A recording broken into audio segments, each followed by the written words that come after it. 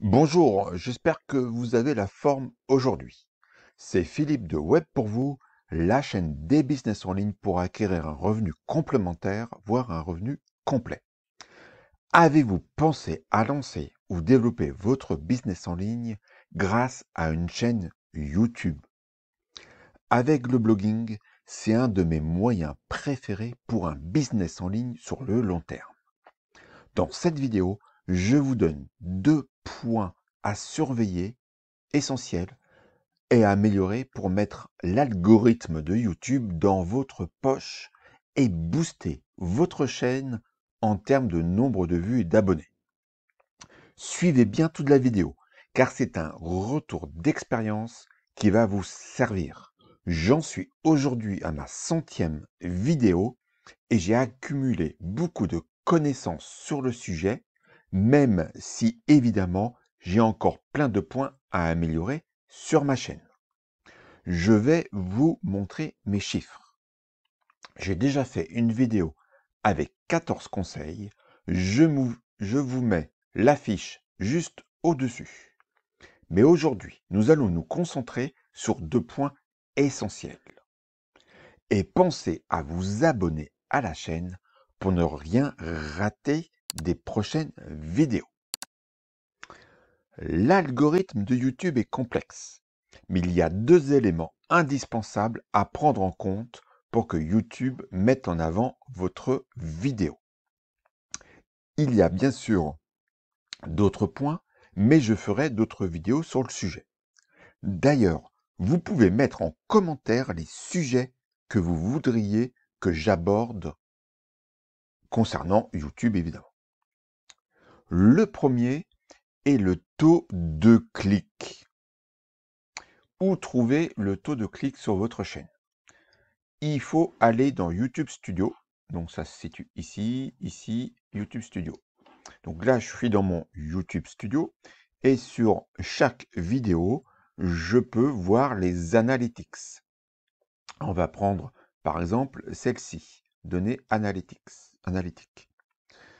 Donc là, vous avez sur la couverture, ici, votre taux de clic par impression. C'est-à-dire à chaque fois que YouTube a proposé votre vidéo, combien de personnes ont cliqué sur la vidéo pour pouvoir la visionner. Ce taux de clic est déterminé par 2 éléments. La vignette que vous trouvez ici, vous avez l'habitude de la chaîne YouTube. Donc cette vignette doit se démarquer par rapport à la concurrence et donner envie de cliquer. Le texte doit venir en complément du titre de votre vidéo. Mais attention, elle ne doit pas survendre le contenu. N'allez pas promettre un contenu qui n'y est pas.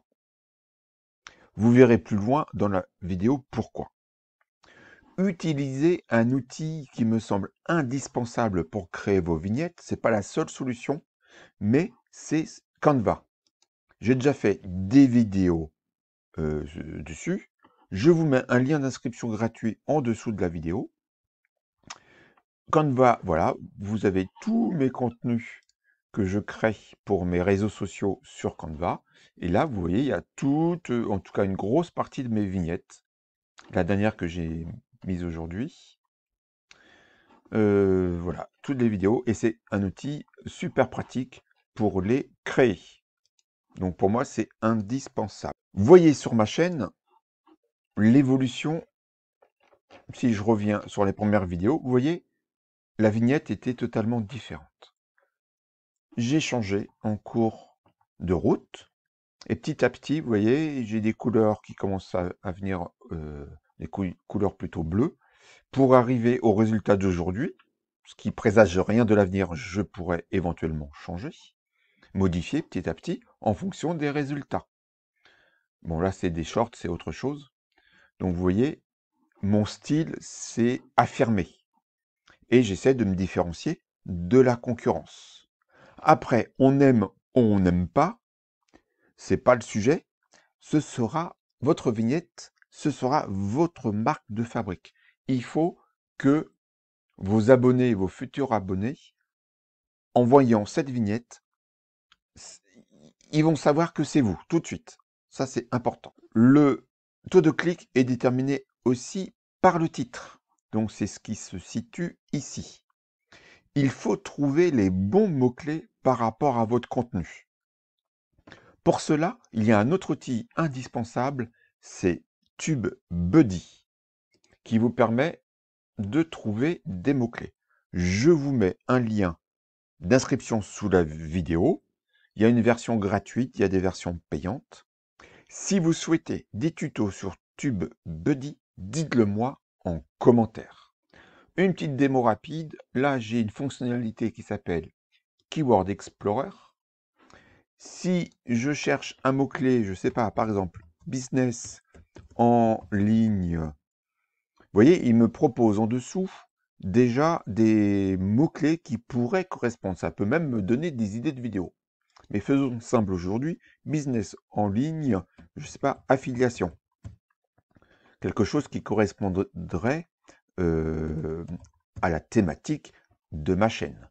Je fais explorer et TubeBuddy va, par rapport à ma chaîne, parce que j'ai une version payante du logiciel, va me donner un score et un certain nombre d'éléments qui va me permettre de choisir ou non ces mots-clés que je vais réutiliser dans mon titre et dans les contenus de ma chaîne, dans la description de ma chaîne, enfin de ma vidéo, pardon. Donc c'est un outil indispensable selon moi également.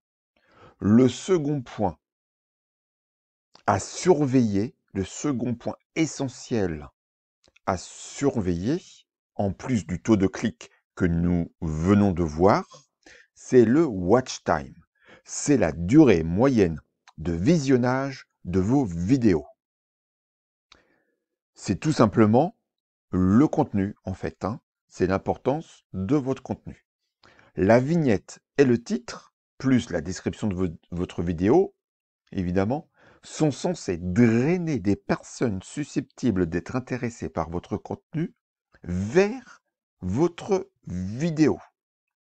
Votre contenu doit donc être en rapport et tout l'art consiste à retenir le plus longtemps possible votre viewer sur votre vidéo. Par exemple, je sais pas, pour reprendre celle-ci,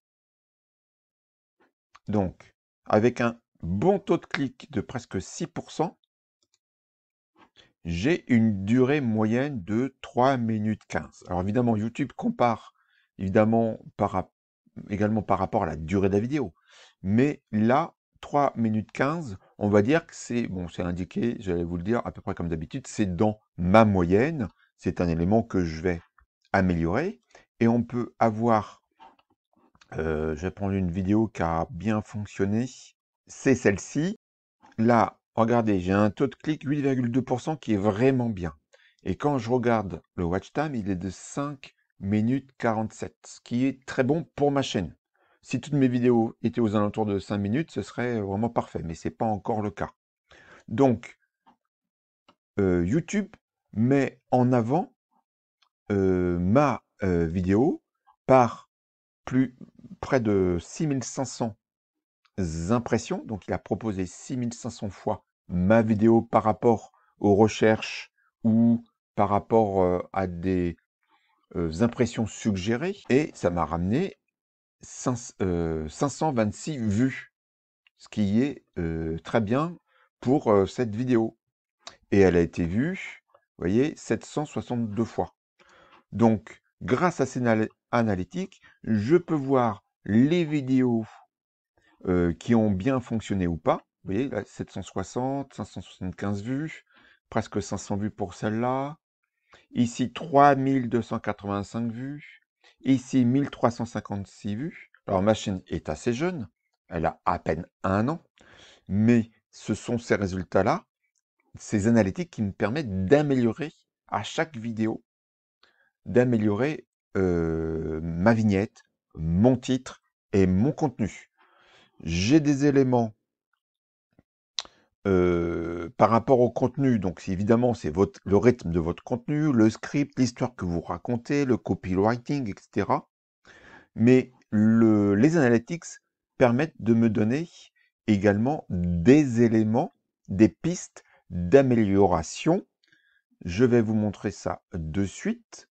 Par exemple, sur celle-ci, j'apprends un peu au hasard. Dans engagement, je peux voir ici, vous voyez, quand les gens ont commencé à décrocher, quand ils sont revenus sur la vidéo. Je vais vous en montrer. Donc là, j'ai pas la moyenne, c'est bizarre. Je vais vous en montrer une autre, celle-ci, la fameuse qui a bien fonctionné. Je viens dans l'engagement, vous voyez. Ici, en gris, il y a la moyenne de ma chaîne. Et vous voyez, cette vidéo, elle est au-dessus.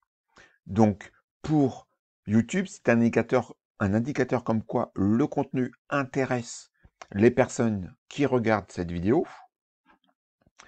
Et donc, il va continuer à la proposer. C'est un effet boule de neige.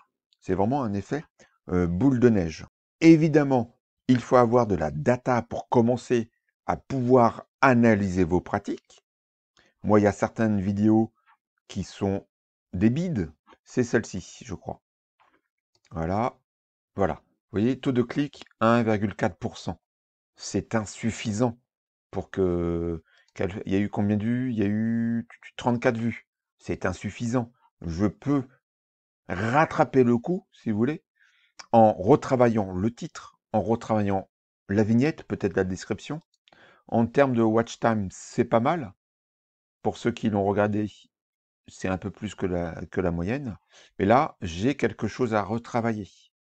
Donc, ces analytics sont vraiment intéressants.